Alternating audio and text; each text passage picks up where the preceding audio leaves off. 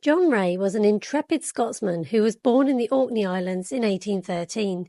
In his lifetime, he quietly mapped 1,755 miles of Arctic coast, largely on foot or boat. This was at a time when explorers from Great Britain were basking in glory for their adventurous feats, but not John Rae. Rae was used to hunting and sailing from his boyhood spent in the isolated Orkney Islands. He was also a doctor, having trained in Edinburgh before going off to work at a trading post in Ontario, Canada.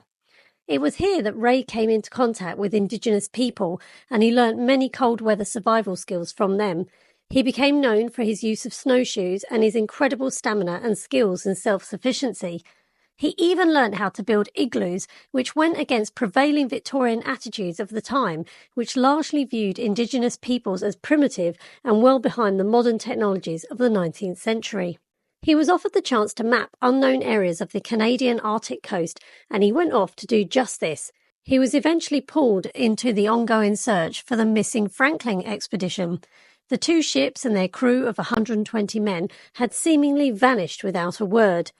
In 1851, after travelling some 1,080 miles on land, 1,390 miles by boat, and charting some 630 miles on unknown coast, Rae found the first traces of Franklin's missing ships. You can see here the newspaper report of the time detailing the various finds. For these findings, Rae was awarded the Founders Gold Medal of the Royal Geographical Society. During this period, Rae made a major discovery that a piece of land, which was originally thought to be a peninsula, was actually an island, and this meant that the fabled Northwest Passage could finally be navigated via the passage of open channels linking the Atlantic and the Pacific. During this trip to the Arctic, Rae spoke with Inuit, who told him that 40 white men had died of starvation and had resorted to cannibalism. The Inuit also had various Franklin artifacts on their person, and with this information, Rae decided to return to London with his findings. Rae's report shocked polite society back in Great Britain. The idea that the hero John Franklin could have resorted to cannibalism was too much to bear. Lady Franklin needed to protect her husband's reputation, and to do this, she enlisted the help of her great friend, the author Charles Dickens. Dickens wrote negatively about Rae in his magazine and dismissed the report as the wild tales of a herd of savages.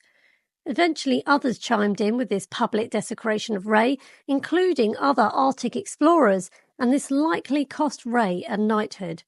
Lady Franklin successfully discredited Rae and was victorious in claiming that her husband, John Franklin, was the discoverer of the Northwest Passage. She even cemented this in stone on her husband's memorial in Westminster Abbey. Rae took his prize money, he shared it with his men, and then went to live in Hamilton in Canada, where he continued to work. He lived quietly away from the limelight with his wife Kate, having been shunned by the establishment for his Franklin findings. He eventually died at home in Kensington in London when he was 79, with little recognition for the incredible feats he'd made during his lifetime. He was buried in his homeland of Orkney.